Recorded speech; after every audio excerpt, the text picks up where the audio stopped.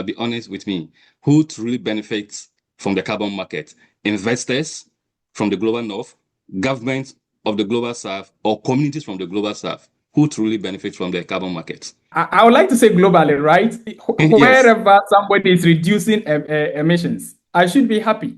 Wherever somebody is reducing emissions, I should be happy because it benefits the planet. It benefits the planet means it benefits all of us. And this is particularly the case because you see, when we talk of emissions, if I admit here, it doesn't mean that I necessarily be the only one to suffer from it. It gets into ozone layer, and then a lot of people are affected. Emissions is no respect of borders, right? If the emissions had respected borders, we wouldn't be complaining that the global north emitted and but we are suffering. It is because those emissions didn't respect the borders. They crossed and came here and affected us. But in terms of the beneficiaries, general, I think the planet benefits and all of us benefit in that way. But honestly, yes, the players in carbon market, yeah, no one, I think, plays or goes into the carbon market without expectation of benefits. yeah, And that benefit, we must admit that it is personal.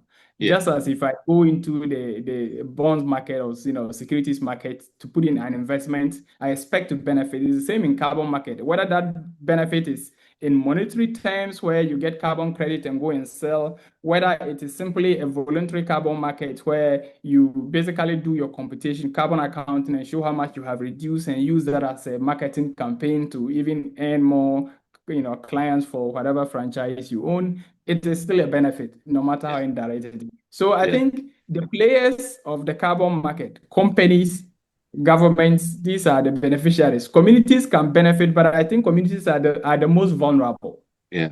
that Yeah. especially if regulation is not well put in place. Yes. And that is the inequality or injustice, environmental injustice that I talked about in my introduction.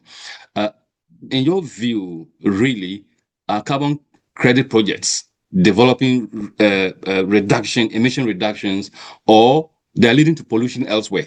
Indeed, carbon emission, they can actually, and we have what we call the carbon leakage. Carbon Mm. leakage, where, if a community is dependent on a forest reserve close by, right, for firewood or other energy resources, and I or the government decides we are going to sort of do some reforestation, conservation, and so as to earn some carbon credit from this forest.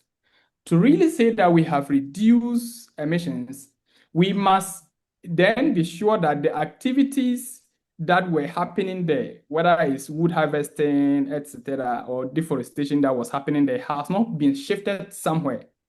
If it's been shifted somewhere else that previously wasn't affected, then it means we are really not